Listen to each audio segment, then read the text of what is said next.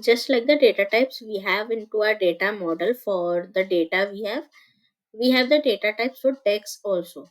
So before proceeding with the tutorial, just have a pause to it and just think about it. What are the data types we have available into our data model, right? And how it is different from DAX, and what are the data types we are having into our DAX. So let's get started here. Here in this table, you will see the data type and model and the data type and text. In data types in our model, we have whole number, which is 8 bytes integer value into our text. 8 byte means 64 bit, right? For decimal numbers, it is real number in DAX, which is 64 bit or 8 bytes. Booleans are same in both the data model and the DAX. Boolean is nothing but true or false value, right?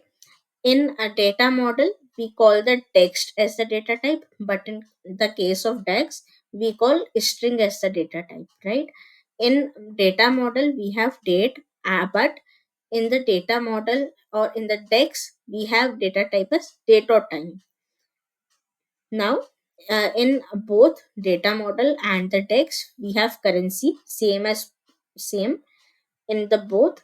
But now if we have any blank value or the null value, so in data model we have that as na, but in case of DAX we do have that as blank value. So this is a pretty very simple or the common differences in the data types between the data model and the DAX. So let's come back in the next tutorial.